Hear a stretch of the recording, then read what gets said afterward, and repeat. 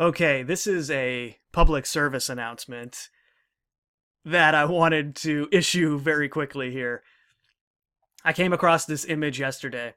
The Great Transformation, a mass meditation event, 1/12/2020, a rare astrological event for peace, prosperity, and reform of corrupt societal structures. The last cycle brought the American Revolution. Now the revolution is global. And this is referring to a particular event that takes place with Pluto. Specifically, Pluto will be passing through Aquarius from 2024 till 2042. Let me say at the beginning here that I'm not issuing any sort of declaration about whether astrology is real or fake or somewhere in the middle. I'm making a larger point here, and hopefully that will become clear as I go. But if you're into astrology, please don't take offense to what I'm going to go over here, because I think there's something to it. It's just I don't know anything about it because it hasn't interested me for whatever reason, and so I haven't studied it. And for that reason, I'm not going to make any sort of declaration about it. That's my only point. And further, I might be making errors here in what I'm saying, so please feel free to correct me if I say something that isn't 100% accurate. But all of that being said, let's get into this. The passage of Pluto through Aquarius last time coincided with the end of the American Revolution and in independence for the colonies, and then in 1789, the French Revolution sounded the Aquarian keynotes of liberty, fraternity, and equality. Thomas Paine's book, The Rights of Man, issued in 1791, paved the way for a more humanitarian concern for the rights not only of men, but of women, children, and slaves. Throughout the world, the influence of the incoming Aquarian age was producing radical transformations in the structure of society. Many people will leave home, and increased urbanization is likely as people will flock to areas with more hustle, bustle, and social activity. This last sentence is really interesting as it relates to the maps that are all readily available that came from the United Nations regarding the urbanization of smart cities and that whole smart city system that is being built into mega regions and mega cities. And so how interesting that the trend in that direction is taking place as the cycle comes back around to the last time where urbanization began to flourish as the Industrial Revolution came out of the American and French revolutions. And indeed, the Industrial Revolution was right on the heels of all this that was taking place. The problem, of course, is that when you look into this deeper, you will see that the American Revolution was not an organic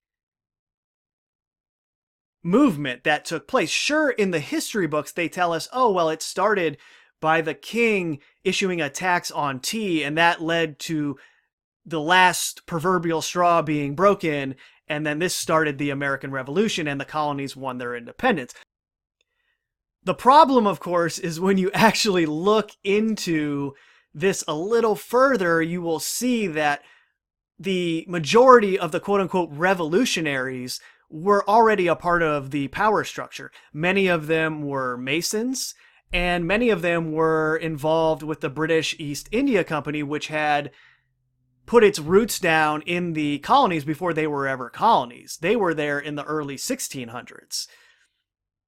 And of course, the British East India Company was a corporation of the British Empire. Look into it even further, and you see that the treaty that actually ended the Revolutionary War was not only signed by all agents of the crown, all esquires, but the king was still dictating terms to the colonists after they supposedly lost the Revolutionary War. And that's just not how it works when you lose a war. You don't get to dictate any of the terms at that point.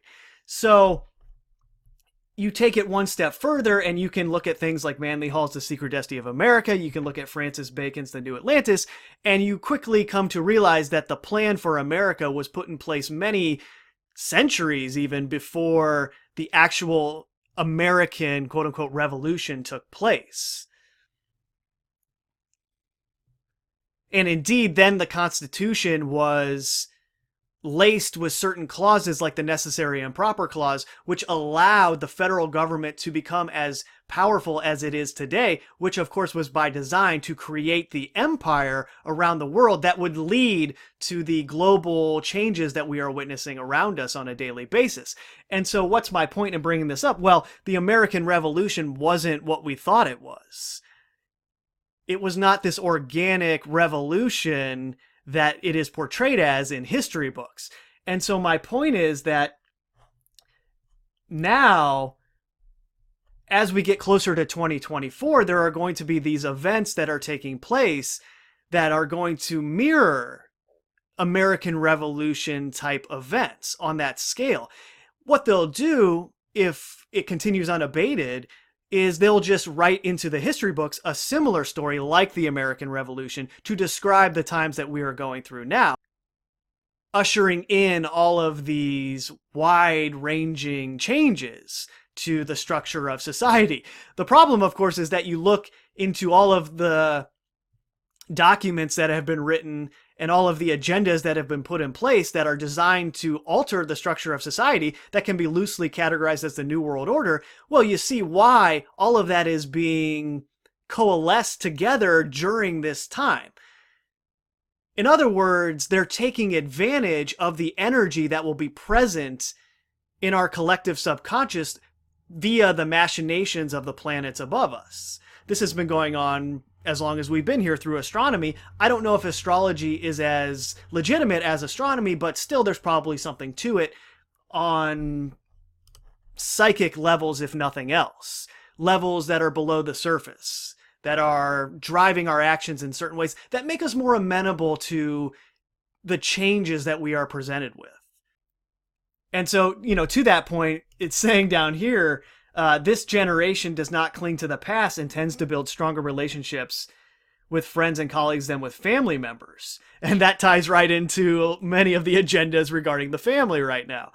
You are a member of a generation that will bring sweeping social changes and reforms. You may become passionately involved with groups or societies that propose revolution. And that's my point about things like this.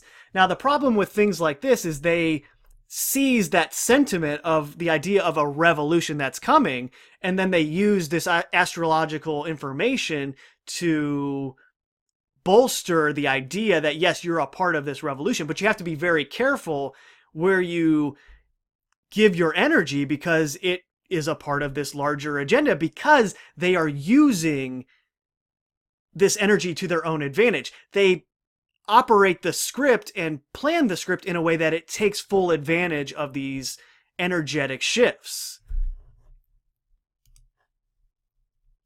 So here's an article along those lines, speaking directly on the ascension process. Or alleged ascension process, I should say. You'll see what I mean as I go further here.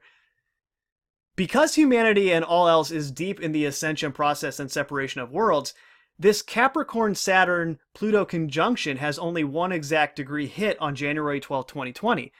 And then fairly quickly, Saturn enters Aquarius. It does retrograde back into Capricorn, but a second exact hit conjunction with Pluto does not happen. This is a one-hit wonder transit, and it has been, is, and will continue to rapidly and completely dismantle and remove the entire lowly global patriarchy, patriarchal rulers, governments, political systems, structures, and matching consciousness of humanity that is evolving now. One and done, baby, one and done. And of course, this later goes into the ascension idea where, yes, if you're on this wavelength and you are reading my blog, attending my lectures, buying my books, attending my conferences, you are a part of this, but everyone else will either die or they will find a wavelength of Earth that better suits them. But you see my point, hopefully, that this narrative is being used in the same way that the agenda is using it. So just be very careful where you give your energy.